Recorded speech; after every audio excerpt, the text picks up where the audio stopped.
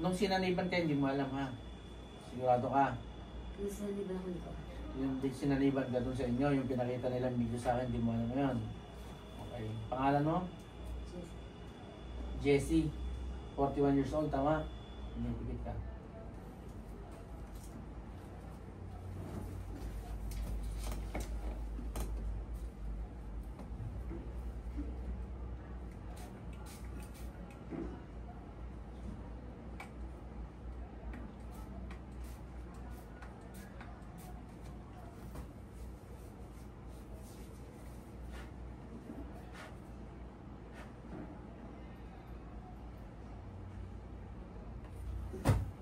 Pasok.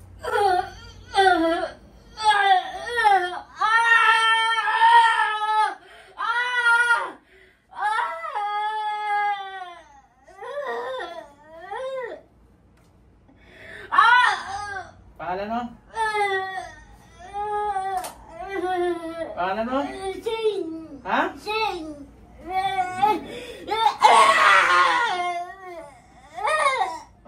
Anong ginagawa mo?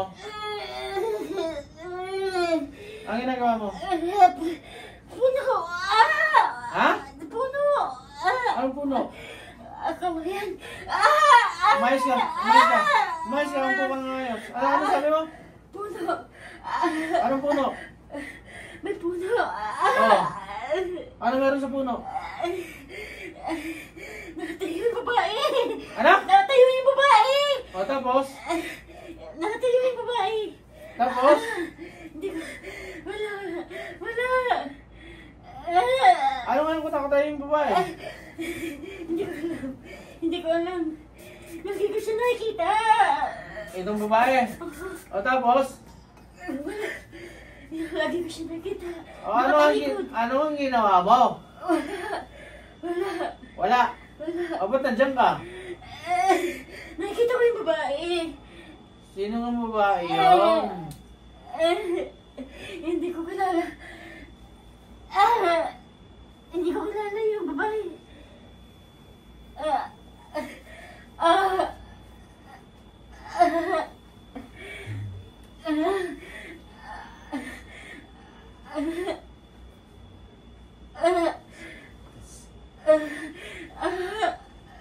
Anong dapat gawin? Anong dapat Umalis ka gawin? dyan! Ha? Umalis ka dyan sa puno. Sino ang alis sa puno? Yung babae. Sino babae? Yung babae. Sino babae? Hindi niya ako narinig. Kayo lumingon! Sino ang babae? Sino babae? Sino yun? Kilala niyo ba? Yung binabagit niya kasi, kapitbahay namin. Diba? Mga kumarinig, kumbaga, kaibigan din. Kasi wala naman ho eh. Sir, magiging tapat lang ako sa inyo ha. Kasi ayoko kayong kasi nandito kayo sa gamutan, kailangan totoo lahat. Sir, wala akong sumasalig eh. Wala akong pumapasok sa kanya eh. Bilang magagamot ho ako, alam ko ho yan. Ba't kaya ganyan na naman, inulit niya na naman yung ano niya. Bakit po kaya nagkakaganyan kung wala naman sinasabi? Yun ang itatanong natin sa kanya. Yun. Direct talaga tayo dito ha. Direct kasi talaga ako magano eh. Yung binabanggit po kasi niya, wala talaga eh. Siya mismo bumabanggit eh. Tulad yan, isa akong manggagamot. Pinaalis ko na ba? Hindi pa, di ba? Ba't nawala? Walang ganon. Hindi ho yun totoo na pagka nahuli ang isang kulam, hanggat hindi ko pinapaalis yan, hindi aalis yan. So, ba't nawawala? Kasi nasasaktan siya. Kasi nahihirapan na siya. Alam niya kung sasaktan ko siya. Siya kasi naghahanap siya ng solusyon na maaaring gumaling pa siya. Ang problema, mali yung sinasabi niya. Hindi totoo yung sinasabi niya na kinukulam siya. Kami, sa tingin pa lang namin kanina, alam na namin kung may kulam or wala. Sa kaya sinasabi namin sa inyo na walang kulam yung tao, pero pinipilit kanina na meron. Sige, pinagbigyan ko. Nung tinawag ko, sa totoo lang, wala akong panawag na ginamit. Hinuhuli ko lang itong tao na ito kung nagsasabi ng totoo o hindi. Since wala akong orasyon na ginamit doon, nagkunwari lang ako na kunyari may binubulong akong orasyon. Pag ito may pumasok, ibig sabihin, nagkukunwari ito. Pag walang pumasok, totoo ang ginagawa nito.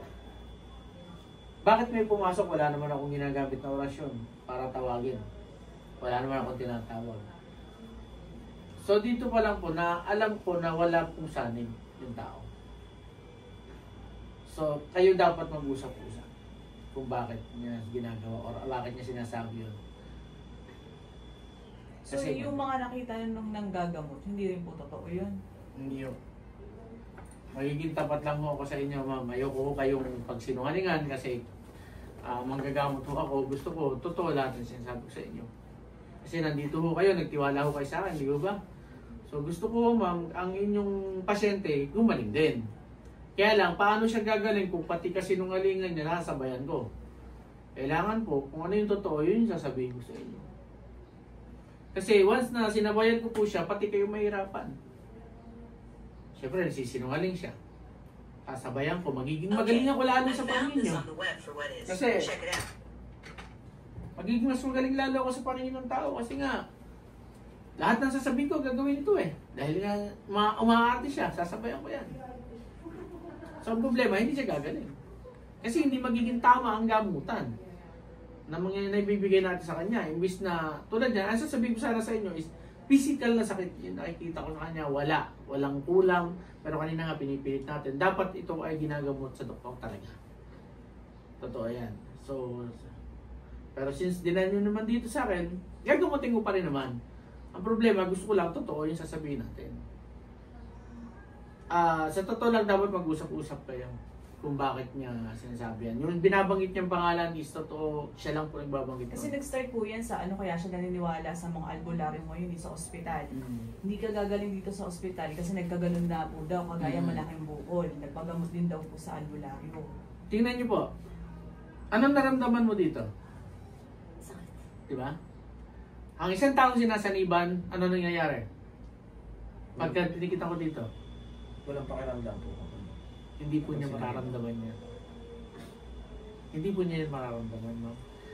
Wala pong alam tama rito.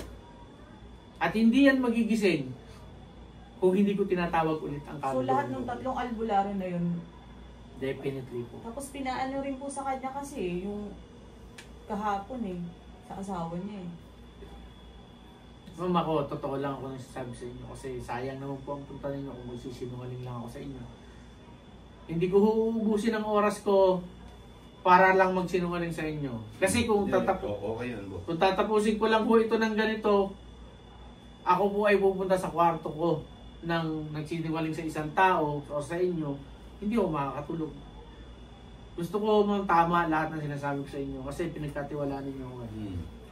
So siya po ay wala talagang. Yung mga tatlong albularyo na talagang dito kami naghahanap lang po siya ng solusyon sa sakit niya. So siya po Yung mga binabanggit po niya salita, wala ho. Siya lang ho talaga nagbabanggit. Tignan nyo, hindi mo makapalag sa akin. Hindi mo makasagot sa akin. Kasi totoo lahat sinasabi ko eh. Dapat ilalaban niya yan.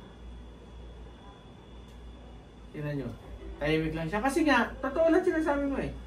Hindi ko pa siya tinatawag pabalik eh. Ba't bumalik siya? Ba't ayan na ulit siya? Dapat hindi siya babalik. Kasi yung kaluluwa ng hinuli ko, dapat, nandyan pa. Hanggat di ko pinapaalis yun, hanggat di ko tinatapos yun, hindi aalis yan. Yun po yun.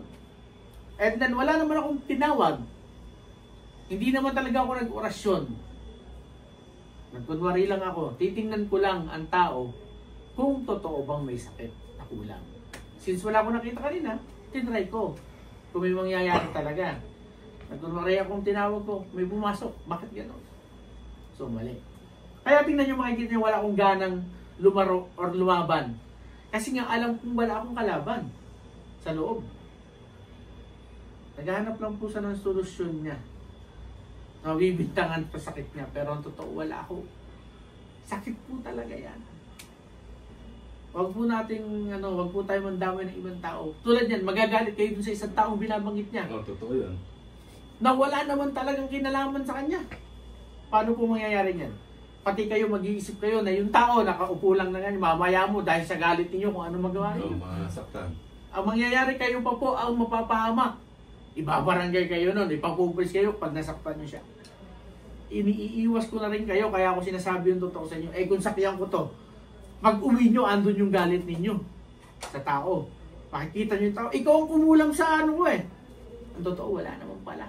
Since ito, nagkukunwari, walang kaalam-alam yung isa, mapapahamak. Pati kayo, mapapahamak sa gagawin nyo dahil sa galit. So dapat, eto, magsabi ng totoo. Wala po talaga ako ilalabang ko talaga yan. Naando rin ako, gulat. Pati ako ako kahapon, sa totoo lang po. Ilalabang ko po talaga na wala siyang kulang dahil manggagamot po ako eh. Kung sa iba ho ninyo to dinala, na hindi marunong, sasabayan to. So lahat ng tumingin sa kanya hindi po totoo. Dalawa. Katulad din po nung nasa video. Ganun din po. Sinakyan din po. Sinakyan po. Kaya nga po sa tinitingnan ko kanina yung video, sabi ko, inoobserbahan ko eh. Kaya sabi ko, paano natapos? Kasi habang po siya sinasaniban, hindi po yun po yung galaw at aksyon ng taong sinasaniban. Malayong-malayo po sa tunay na sinasaniban. Panoorin nyo lahat ng video ko. Makikita nyo kung ano yung totoong sinasaniban sa nagkukunwari. Since ang isang tao, makikita nyo sa aksyon pa lang. Sa unan pa lang, pinagmamasdan ko na siya eh. Mauhulog si unan, anong ginawa niya? Kinuha niya, di ba? Binalik niya. Ang taong sinasaniban, walang pakialam yan. Sa kahit anong nasa paligid niya. Mahulog man yan, mahulog man siya sa upuan, wala siyang alam dyan eh. Hindi yan para mag-safety sa sarili niya. Mahuhulog lang yung unan, kinuha mo pa. Wala po yung ulam. Yan totoo yan. Hindi. Sabi niyong magagalit pa nga kami sa tao. Totoo yan.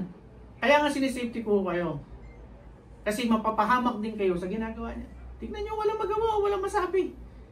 Alam niya sa sarili niya, nagkukunwari siya. Sinasabi ko lang ang totoo.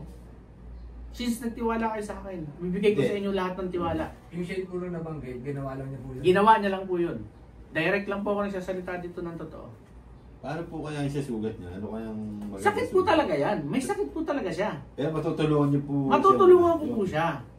Diyan sa sugat niya. Doon. Kaya ko po siyang tulungan niya. Okay na po ako doon. Pero hindi po totoo na may kulang May siya. ulam. Huwag po tayo Tanggalin natin yung pag-iisip na yun, no? Mhm. Kasi pati ako napaglaruan din kahapon eh. Yun nga ho eh. Kasi naniniwala nga ho kayo sa Oo. sinasabi niya. Kung wala akong katulad ko na magsasabi sa inyo, magiging alipin ho kayo ng paniniwalang mali. Kagabi, Tanong mo kung bakit gamutan, pero di pa rin kami nagpa-kumpante, pupunta pa rin kami sa inyo. Ayun nga ho eh. Kaya sabi ko, kung ito'y totoo ang napuntahan niyo or totoong nagamot to kahapon, tapos na to.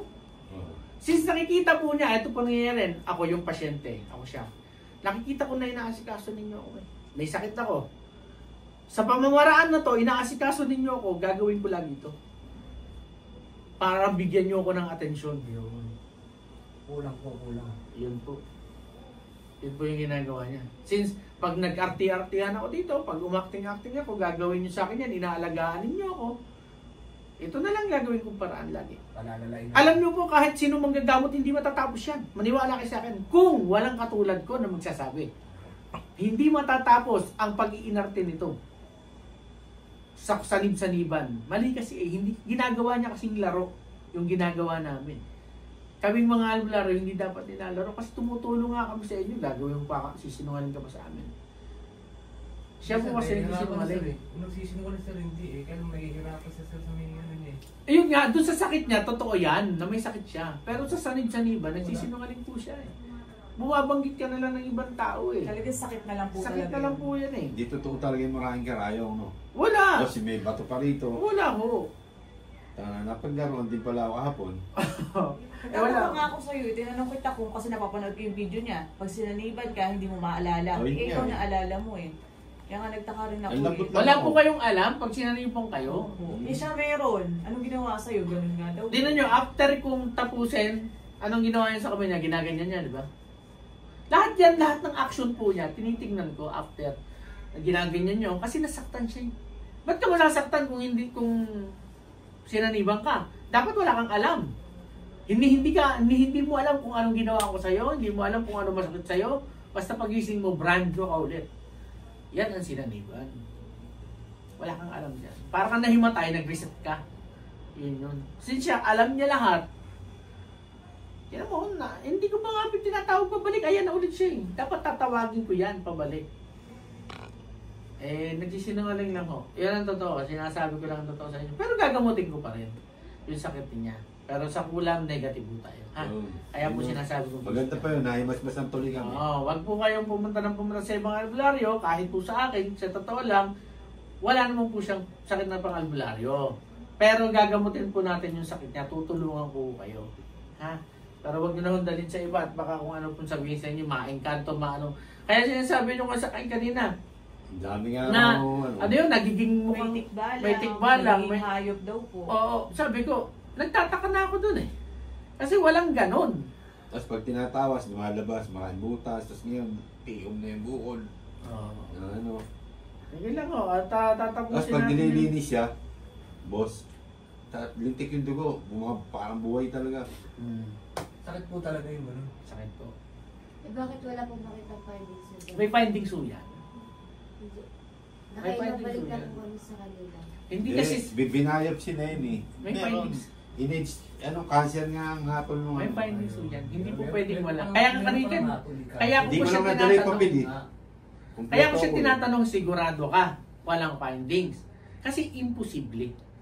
Wala kasi ako nakita eh. Kung may nakita kong kulang dito sa kanya, or kahit anuman, na spiritual, kahit sabihin niya, na may findings siya, ako na mismo magsasabi, walang findings yan. Kasi ang isang taong may kulang, hindi yan magkaka-findings sa ospital. Kahit anong gawin mo, hindi makikita ang sakit mo.